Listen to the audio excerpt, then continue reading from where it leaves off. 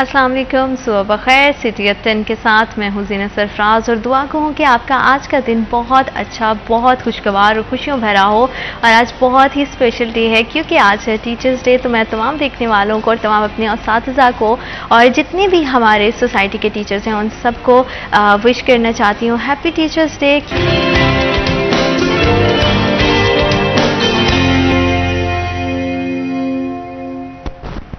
Welcome back after a short break. आप देख रहे हैं सिटी एट 10 और हम बात कर रहे थे तालीम के हवाले से। अगर बात की जाए तो आजकल जो है सबसे ज़्यादा रुझान ये देखा गया है कि जो यहाँ की यूथ है वो पाकिस्तान से बाहर जाने को ज़्यादा प्रेफर कर रही है। माइग्रेशन का जो प्रोसेस है वो बढ़ता जा रहा है और इस सारे लाहे अमल में बहुत सारे ऐसे कंसल्टेंट कंपनीज़ हैं जो स्टूडेंट्स की करियर काउंसलिंग करती हैं और उनको बहुत सारी अपॉर्चुनिटीज़ देती हैं, चाहे वो उनके करियर के हवाले से हो, जॉब के हवाले से हो या एजुकेशन के हवाले से हो। तो ये कैसा प्रोसेस रहता है और इसका पाकिस्तान पे कितना इम्पैक्ट जाता है और पाकिस्तान के लिए क्या ये ख्वाह अच्छी बात है, बुरी बात है? क्योंकि यहाँ से अगर यूथ सारी माइग्रेट कर जाएगी बाहर तो क्या पाकिस्तान के हालात और पाकिस्तान के लिए जो है वो कितना साजगार साबित होता है? इसी हवाले से बात करने के लिए हमें स्टूडियोज़ में ज्वाइन किया है तनवीर नज़ीर, CEO हैं यूनिगाइड कंसल्टेंट। अस्सलाम वालेकुम सर। वालेकुम अस्सलाम। कैसे हैं आप? अल्हम्दुलिल्लाह। थैंक यू सो मच आपका हमें और हमारे प्रोग्राम को वक्त देने के लिए। और थोड़ा सा मैं अपने नाज़रीन को बता दूं कि जो यूनिगाइड कंसल्टेंट है ये 2009 से सर्व कर रही है, स्टूडेंट की करियर काउंसलिंग का काम कर रही है। ऑलमोस्ट 14 साल इसको हो गए हैं और डिफरेंट जो सिटीज़ हैं वहाँ इनके ऑफिसेज़ हैं, लेकिन मेनली जो इनकी कंपनी है वो सर्व करती है फैसलाबाद और लाहौर में। और बहुत सारे स्टूडेंट जो है इनके थ्रू अब्रॉड में जा चुके हैं और बहुत सारी करियर अपॉर्चुनिटी से फ़ायदा उठा के अपने लाइफ को सेट कर चुके हैं। तो सर थोड़ा सा अगर बात करें कंपनी के हवाले से तो मैं चाहती हूँ कि थोड़ा सा आप हमारे देखने वाले को बताएं कि आपकी कंपनी किस तरह से काम कर रही है। और जैसे कि मैंने बता ही दिया इंट्रोडक्शन में कि ऑलमोस्ट जो है वो 14 ईयर्स से आप जो है वो सर्व कर रहे हैं। थैंक यू वेरी मच जी, आपने इनवाइट किया। ये सिटी 41 का बड़ा अच्छा इनिशिएटिव है कि एजुकेशन के ऊपर वर्किंग कर रहे हैं और सिटी वाइज काफ़ी अच्छे इनिशिएटिव्स हैं कि फॉरेन एजुकेशन को ऐड कर लिया और इसके ऊपर ओपिनियन ले रहे हैं। ये कि बहुत अच्छा इनिशिएटिव है, तो इस पे तो आपको many congratulations. Being a UniGuide consultancy हम लोग 2009 से ऑपरेट कर रहे हैं और लाहौर जैसे बताया मेन ऑफिस लाहौर में हमारे 3 ऑफिसेज हैं, दैन फैसलाबाद और different other part of the country. हम लोग मेनली कनाडा, ऑस्ट्रेलिया, यूके और यूएसए को कर रहे हैं। दैट्स मीन के इंग्लिश स्पीकिंग कंट्रीज़ को मेन फोकस है, जो कि एक्चुअली एजुकेशन का कह लें सेंटर है, हब है, क्योंकि इंग्लिश स्पीकिंग कंट्रीज़ ही स्टार्ट करती हैं एजुकेशन को, रिसर्च को, क्योंकि पूरी दुनिया में मटीरियल सारा इंग्लिश में है। उसके अलावा हम एडिशनली जापान को करते हैं नॉन स्पीकिंग कंट्री के तौर पे, क्योंकि वहाँ स्कॉलरशिप्स अच्छी हैं और स्टूडेंट्स के लिए अपॉर्चुनिटीज़ भी अच्छी हैं। तो आपके मतलब इदारे के थ्रू जितना भी, अगर थोड़े से स्टूडेंट की बात करें कि यूनिवर्सिटी के बाद हमेशा जो है वो स्टूडेंट की पहले से कोशिश होती थी कि किसी अब्रॉड कंट्री में निकल जाएं, वहाँ पे डिग्री लें, फिर वहीं पे जो है वो करियर को परस्यू करें। लेकिन अभी जैसे हम देख रहे हैं कि आजकल के हालात बहुत ज़्यादा क्रिटिकल होते जा रहे हैं। तो अब जैसे भी पहले तो सिर्फ जो थे हम देखते थे कि जो थोड़ा सा हाई फाई क्लास है वो ही प्रेफर करती, लेकिन अब मिडिल क्लास फैमिली है या जिसके पास थोड़ी सी भी कोई मतलब इनकम है, सेविंग है, वो भी चाहते हैं कि कहीं ना कहीं अपने एक्सपेक्ट्स को लगा के बाहर चले जाएं ताकि अपनी जो करियर को है वो ब्राइट कर सके। तो उस हवाले से आप क्या कहेंगे कि ये जो यूथ की माइग्रेशन का सिलसिला स्टार्ट हुआ है ये कितना पाकिस्तान को इम्पैक्ट करेगा? अच्छा, इसकी एक बड़ी लॉन्ग हिस्ट्री है। अगर मैं आपको थोड़ी सी डिटेल में बताऊं, पाकिस्तान बनने से पहले अगर हम देखें, जब इंडो पाकिस्तान था, उस वक़्त को अगर हम रिकॉल करें तो उस वक़्त भी लोग पढ़ने जाया करते थे। जैसे कायद-ए-आज़म की एग्जांपल है, अल्लामा इकबाल की एग्जांपल है। जब उस वक़्त चूँकि सोशल मीडिया का दौर नहीं था, टेक्नोलॉजी नहीं थी, बहुत ज़्यादा अवेयरनेस नहीं थी, इवन दैन जो अफोर्ड करते थे लोग, उनके बच्चे बाहर ही पढ़ा करते थे। लेटर ऑन ट्रेंड्स चेंज हुए, अवेयरनेस ज़्यादा क्रिएट हुई, इंटरनेशनल डोर्स ओपन हुए, तो उसमें मिडिल क्लास और अपर मिडिल क्लास को भी अपॉर्चुनिटी मिल गई, क्योंकि लोअर क्लास तो अगेन स्ट्रगल कर रही है पाकिस्तान में भी और other part of the world even I tell you. लेकिन जो अपर मिडिल क्लास और मिडिल क्लास है, इन्होंने ये अंडरस्टैंड कर लिया कि एजुकेशन के बगैर ये ग्रो नहीं कर सकते, इनको अगर अपर क्लास में जाना है तो एजुकेशन लेनी पड़ेगी। तो लोगों ने अल्टीमेटली अपने फाइनेंसिस को क्रिएट करना शुरू किया। उसमें मोस्टली लोगों ने पाकिस्तान में अगर हम देखें तो इन्होंने कुछ प्रॉपर्टीज़ को डिस्पोज ऑफ किया, और दैन कुछ लैंड जिन लोगों के पास थी वो करके, तो वो क्या करते हैं कि जी इनिशियल फ़ीस पे करते हैं, और देन वर्ल्ड में अपॉर्चुनिटीज़ हैं, जहाँ भी जाते हैं पार्ट टाइम वर्क अलाउड होता है तो वो कुछ अपनी फ़ीस उधर से मैनेज करते हैं, देन अपनी लाइफ को अपग्रेड करते हैं। एंड ऑफ द डे जब वो डिग्री कर लेते हैं तो दुनिया में अपॉर्चुनिटीज़ अवेलेबल हैं। लेकिन तनवीर, आपको ये नहीं लगता कि अगर सारी पाकिस्तान की यूथ यहाँ से बाहर चले जाएगी, सिर्फ अपनी करियर का सोचेगा, तो मुल्क का कौन सोचेगा? और इसमें ये भी है कि अगर हम यहाँ पे रहते हुए अपॉर्चुनिटीज़ को क्रिएट कर सकें तो उस हवाले से कितना ये मतलब ये इक़दाम जो है वो पॉजिटिव साबित होता है या नेगेटिव? क्योंकि अगर मुल्क से सारी यूथ बाहर चले जाएगी, उनको एक अच्छा लाइफस्टाइल बाहर मिल रहा है, तो हम तो दूसरी कंट्रीज़ को सर्व कर रहे हैं, फिर अपनी कंट्री को कौन देखेगा? अच्छा, इसमें मेरा नज़रिया थोड़ा सा डिफरेंट है। मैं आपको बताऊं कि ये जो स्टडीज़ के लिए बाहर जाना है, ये ट्रेंड जैसे मैंने बताया हमेशा से है। तो इंडिया की हम एग्जांपल लेते हैं। इंडिया के अगर लास्ट 15 ईयर्स को देखें तो लास्ट 15 ईयर्स में उन्होंने बाकायदा प्रमोट किया, अपने बच्चों को बाहर भेजा, इवन स्कॉलरशिप्स के ऊपर, इवन उन्होंने बैंक लोन्स डिफरेंट बैंक्स ने क्रिएट किए जो बच्चों को लोन दे के भेजते थे, और बच्चे लोन वापस रिटर्न करते थे विद इन 6 मंथ्स और 1 ईयर। उससे क्या हुआ कि उनकी यूथ गई बाहर, और उस यूथ ने क्या किया, वहाँ से फॉरेन रेमिटेंस अपने कंट्री में भेजे। और आज डेवलपमेंट का लेवल देख लें, एजुकेशन का लेवल देख लें, उनकी टेक्नोलॉजी का लेवल देख लें, वो सारा कुछ उनका हुआ एजुकेशन की वजह से। क्योंकि अनफॉर्चुनेटली जो हम जिस रीजन में हैं इसमें एजुकेशन का वो स्टैंडर्ड और लेवल नहीं है। अगेन जो बच्चे अमेरिका गए, जो कनाडा गए, जो ऑस्ट्रेलिया गए, जो यूके गए, इन लोगों ने डिग्रीज ली और अगेन उन्होंने सर्व किया different part of the world, और अपॉर्चुनिटीज़ क्रिएट की, जॉब अपॉर्चुनिटीज़, जिसमें इंडियंस को उन्होंने बुलाया और अब पेनिट्रेट कर गए पूरी दुनिया में। तो इसी सिनेरियो को अगर हम पाकिस्तान के देखें तो पाकिस्तान भी अगर अपनी यूथ को भेज रहा है तो ये लोग जाएं, डिग्रियां करें और अच्छी और बड़ी ऑर्गेनाइजेशन में सीनियर पोजीशंस पे चले जाएं, तो रेमिटेंस तो आएगी आएगी, हमारी जो नेक्स्ट जनरेशन है उनके लिए जॉब अपॉर्चुनिटीज़ भी आएंगी। फिर सेकेंडली उन्होंने क्या किया कि उन्होंने उन कंपनीज़ को कन्विंस किया, उन्होंने आके इंडिया में ऑफिस बनाए।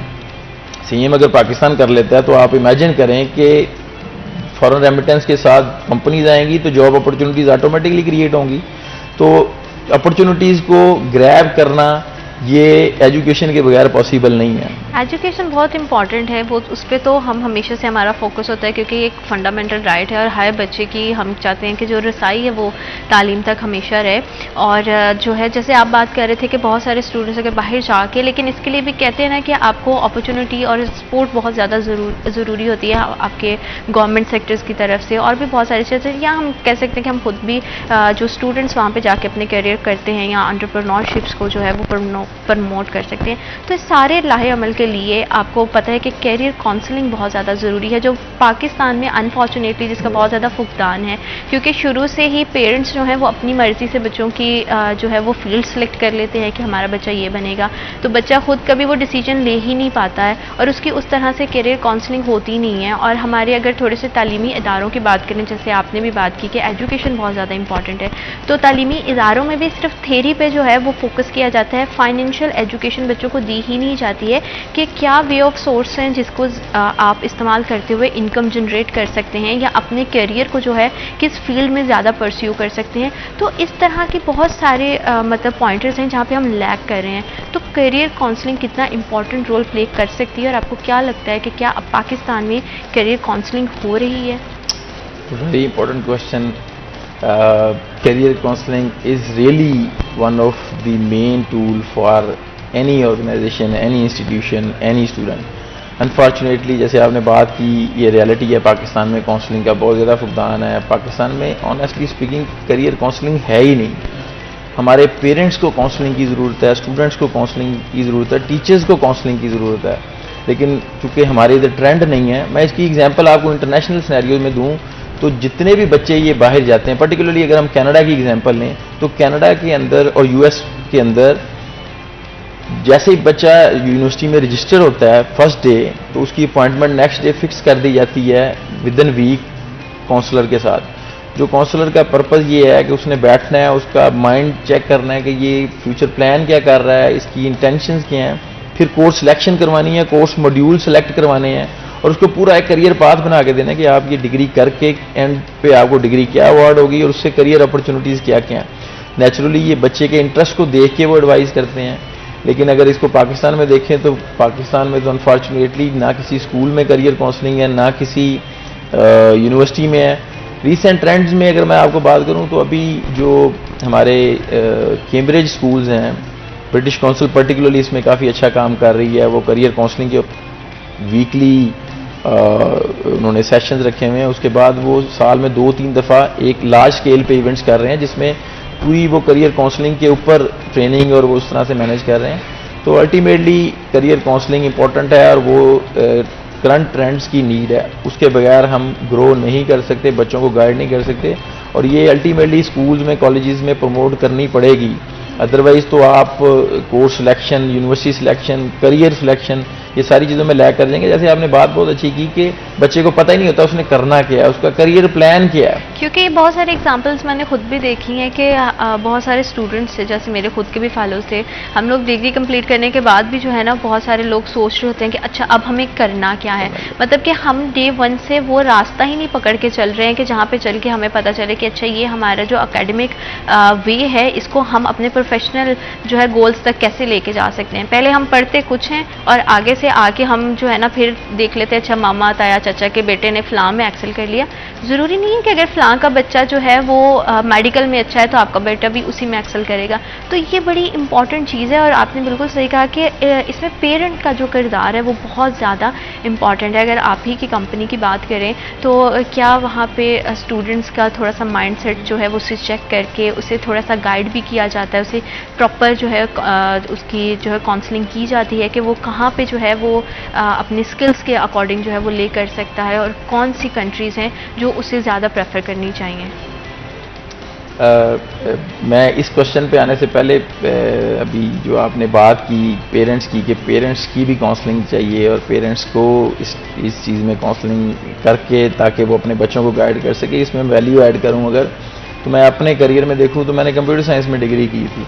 अब कंप्यूटर साइंस में डिग्री मैंने जब की तो मुझे मेरे एक कज़न ने एडवाइस की कि जी ट्रेंड ये है कंप्यूटर साइंस का तो कंप्यूटर साइंस कर लो, जबकि ना उसने पूछा कि इंटरेस्ट क्या है, प्लान्स क्या हैं, करियर ऑब्जेक्टिव्स क्या हैं। डिग्री कर ली। डिग्री करने के बाद I am one of the luckiest person in the world, I tell you कि मुझे एक उस्ताद मिल गए हैदर अली खान साहब। मैं हमेशा प्रेज़ करता हूँ, थैंकफुल हूँ अल्लाह का भी उनका भी।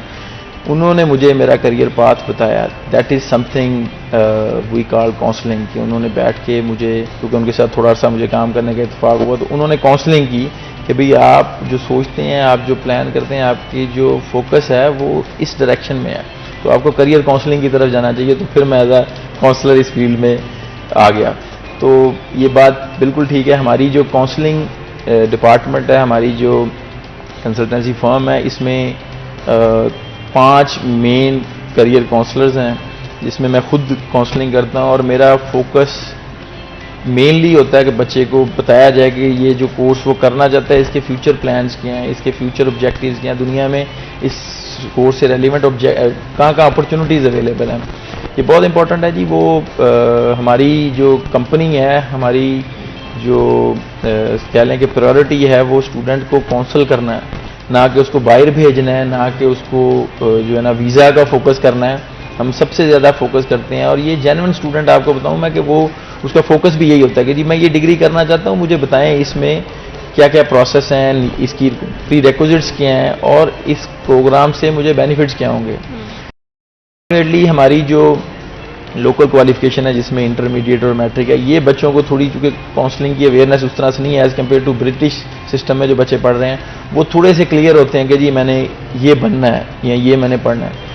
तो ये जो हमारे लोकल क्वालिफिकेशन के बच्चे हैं इनके ऊपर थोड़ा ज़्यादा फोकस करना पड़ता है और हम पर्सनली भी इनके ऊपर ज़्यादा टाइम लगाते हैं, इनको गाइड करते हैं कि आपको इस प्रोग्राम के बेनिफिट्स क्या होने हैं, जो कि एक्चुअली उनके पेरेंट्स को भी पता होना चाहिए कि खाली डिग्री कुछ नहीं है। उस डिग्री की एक फर्स्ट तो इंटरेस्ट होना ज़रूरी है। अगर आपका इंटरेस्ट नहीं है तब भी आप नहीं कर सकेंगे। फिर नेचुरली फाइनेंसिस का होना और उस प्रोग्राम की अपॉर्चुनिटीज़ कहाँ अवेलेबल है और उस प्रोग्राम को करने की अहलियत भी बच्चे में है कि नहीं है। तो ये नेचुरली काउंसलर का काम है जो वैल्यूएट करके उसको गाइड करता है। बिल्कुल, क्योंकि काउंसलिंग किसी भी तरह की फील्ड में वो बहुत ज़्यादा इम्पॉर्टेंट है। और मैं समझती हूँ कि सिर्फ ये नहीं कि आप डिग्री लेने के बाद फिर किसी कंसल्टेंट से जाएं और उनसे बात करें कि जो है वो उनकी करियर काउंसलिंग करें। ये एक ऐसा अमल है जो हमें डे वन से अपने बच्चों के साथ स्टार्ट करना चाहिए, ताकि उनकी करियर काउंसलिंग होती रहे और उनको पता हो कि उनके लिए कौन सा रास्ता बेहतर है। वक्त तो एक छोटे से ब्रेक का, will be right back after a short break.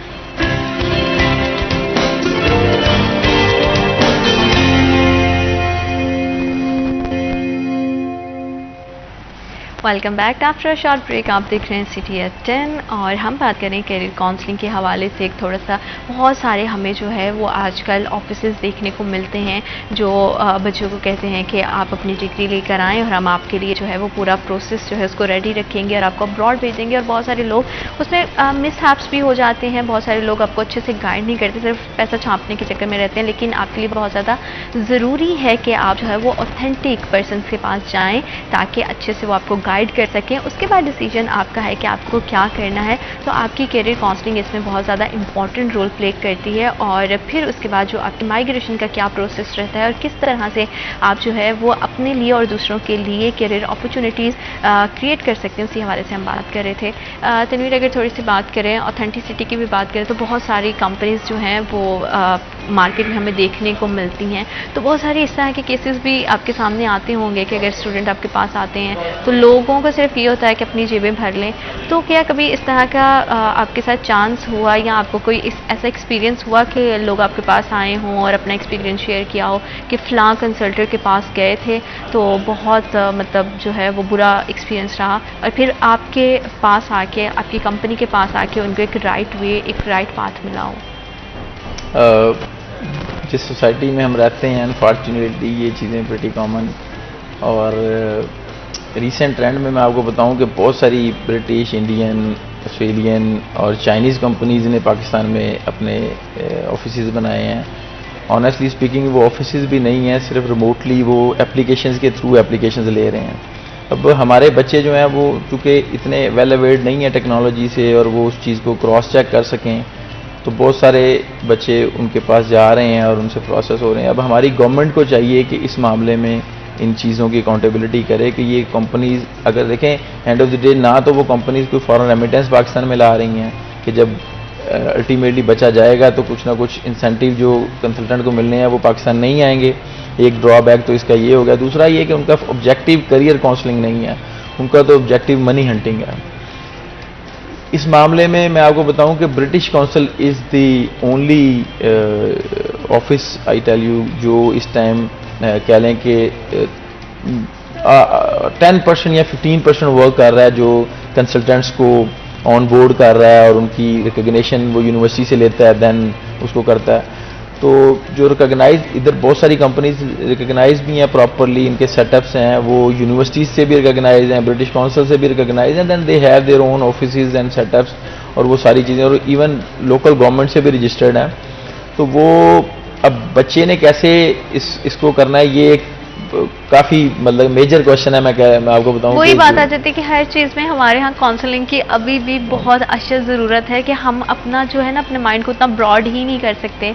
और सबसे एक चीज़ जो यहाँ पे लैक करती है ये भी है कि हम कुछ भी काम करने से पहले कभी उस पर रिसर्च नहीं करते हैं कि कहाँ पे क्या कंपनीज हैं, किस तरह से हैं। तो उसका बहुत बड़े एक रेशो जो है वो स्कैम की सूरत में सामने आता है। तो इसी तरह के जैसे आप बता रहे हैं, तो मैं यहाँ पे ये भी आपसे जानना चाहती हूँ कि किस एज ग्रुप के जो स्टूडेंट्स हैं वो ज़्यादा आपके ऑफिस का विज़िट करते हैं या आपके पास आते हैं, या आप देखते हैं कि अच्छा ये एज ग्रुप के ज़्यादा, या किस डिग्री के बाद लोगों को होता है कि अच्छा अब जो है वो हमें ये डिसीजन लेना है कि हमें यहाँ से माइग्रेट करना है और अब्रॉड जाना है हायर स्टडीज़ के लिए?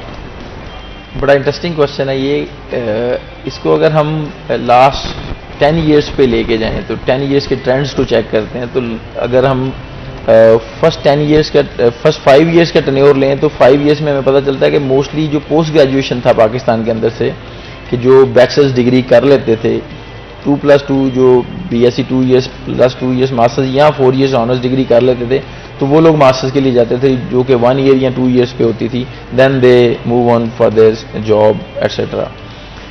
लेकिन रिसेंटली लास्ट अगर 5 ईयर्स में देखें तो ट्रेंड्स चेंज हो गए।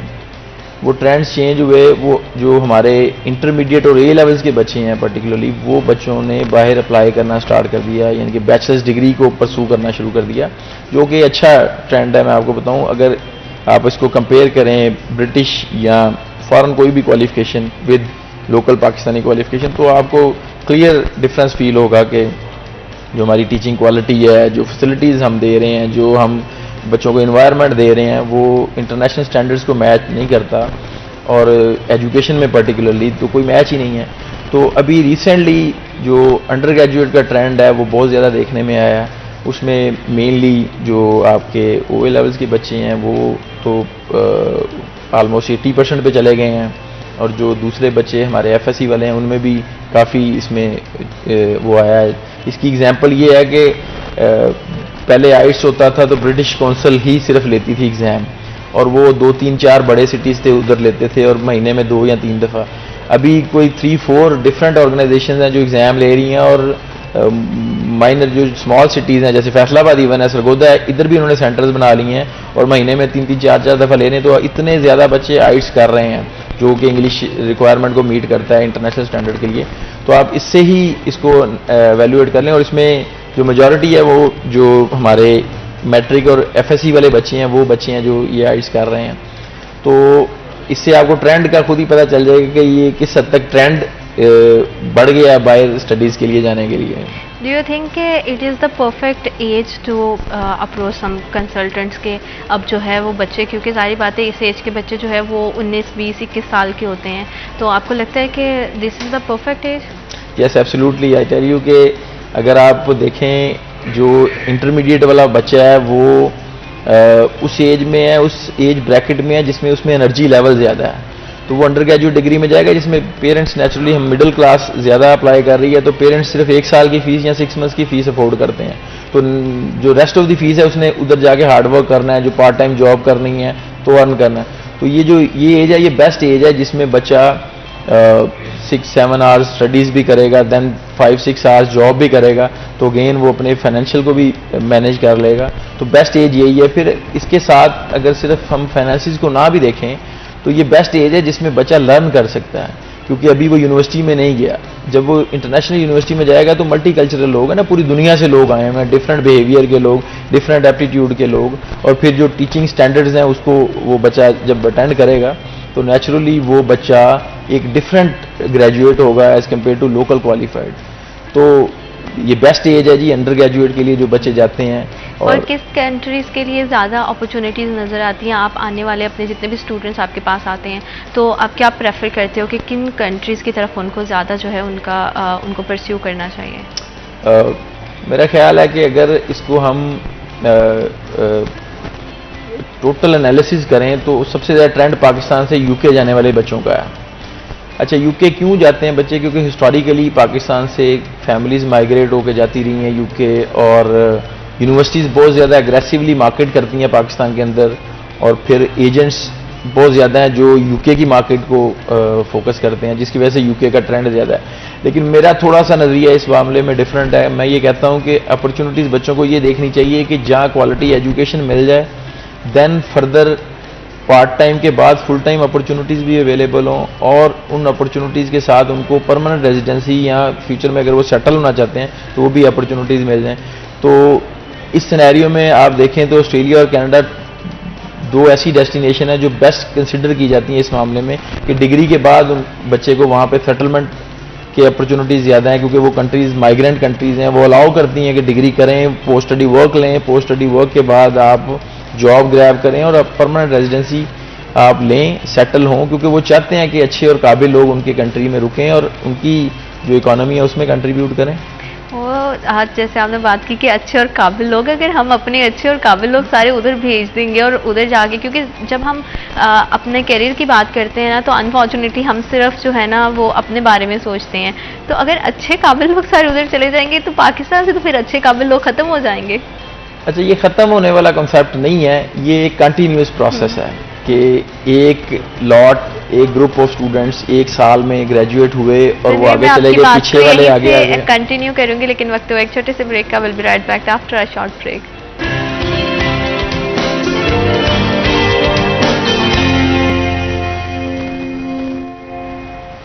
Welcome back after short break. आप देख रहे हैं CTS10 और कैरियर काउंसलिंग के हवाले से बात हो रही है, और बात हो रही है हमारी फॉरेन स्टडीज़ की कि किस तरह से कौन सा एज ग्रुप जो है वो ज़्यादा आजकल जिनमें रुझान भी है, और कौन सा जो है वो परफेक्ट टाइमिंग है कि आप जो है वो अपने बच्चों के लिए, और बच्चे खुद भी बायसेल्फ जो स्टूडेंट्स हैं वो किस तरह ये डिसीजन कर सकते हैं कि अब उन्हें जो है वो अपने करियर को परस्यू करने के लिए अब्रॉड का रुख करना चाहिए, और क्या इसके अच्छे और बुरे इम्पैक्ट पाकिस्तान और पाकिस्तान के फ्यूचर पर पड़ते हैं। इसी हवाले से बात कर रहे हैं, और कितना अच्छा रहता है ये सफ़र और कितना बुरा रहता है। इसी हवाले से हमने ब्रेक पे जाने से पहले एक क्वेश्चन था जो मैंने थ्रू किया, और मैं बड़ा जो है ना एक्साइटेड हूँ और थोड़ी सी क्यूरियोसिटी के साथ भी पूछना चाहती हूँ कि अगर हमारी सारी जो है वो यूथ जितनी भी टैलेंटेड यूथ है वो यहाँ से बाहर चले जाएगी तो पाकिस्तान का क्या होगा, पाकिस्तान की इकॉनमी में कौन सर्व करेगा, पाकिस्तान की बेहतरी के लिए और उसकी तरक्की के लिए किस तरह से राहें हमारूंगी। क्योंकि जो यहाँ से चला जाता है कहते हैं ना दूर के ढोल सुहाने, तो जो पाकिस्तान से निकल जाता है और वहाँ जाके अब्रॉड्स में जाके जो है वो सेटल्ड हो जाता है, तो उसको लगता है कि ठीक है मेरी लाइफ अच्छी है, मेरे लिए सब बेहतर है, तो सब चीज़ें बेहतर हैं। तो तनवीर, इसी हवाले से मैं आपसे पूछ रही थी कि अगर सारी यूथ यहाँ से माइग्रेट कर जाएगी अब्रॉड में, तो पाकिस्तान में कौन लोग रह जाएंगे, पाकिस्तान की बेहतरी के लिए, पाकिस्तान की इकॉनमी के लिए कौन बेहतरी करे। जैसे आपने कहा कि जाहिर बात है फॉरेन कंट्रीज़ यही चाहती हैं कि टैलेंट आए वहाँ पे सर्व करें और उनकी इकॉनमी को बढ़ाएं, तो पाकिस्तान की इकॉनमी इससे जो है वो बहुत ज़्यादा इफ़ेक्ट हो जाएगी। अच्छा, इसमें सबसे पहले तो हमें ये बीइंग नेशन अंडरस्टैंड करना पड़ेगा कि हमें नीड क्या है इस टाइम। जब हम नीड को अंडरस्टैंड कर लेंगे तो फिर हमारे पास वे आउट मिलेगा, हमें एक डायरेक्शन मिल जाएगी। करंट सिनेरियो में हमें फंडिंग चाहिए, फॉरेन रेमिटेंस चाहिए, इंटरनेशनल इन्वेस्टमेंट चाहिए। ये हमारा बेसिक इस टाइम अगर हम नीड की बात करें तो ये बेसिक नीड है। तो वो ये जो इंटरनेशनल स्टूडेंट है सबसे ज़्यादा ये कंट्रीब्यूट कर सकते हैं। ये पार्ट टाइम जॉब करेंगे तब भी फॉरेन रेमिटेंस भेजेंगे, ये फुल टाइम करेंगे तब भी फॉरेन रेमिटेंस भेजेंगे। एक तो ये है कि ये इसको अगर ब्लॉक्स में कंसिडर करें तो इसकी एग्जांपल अगेन मैं इंडिया को दूंगा, आल्दो कि हम मतलब कि आपस में एनिमी है, लेकिन अगेन कोई अच्छी चीज़ किसी में हो तो उसको अडॉप्ट करने में कोई हर्ज नहीं है। इंडिया ने लास्ट 20 ईयर्स में अपने स्टूडेंट्स को पूरी दुनिया में भेजा, पूरी दुनिया में वो पढ़ने गए, उन्होंने इंटरनेशनल जॉब्स हंट की।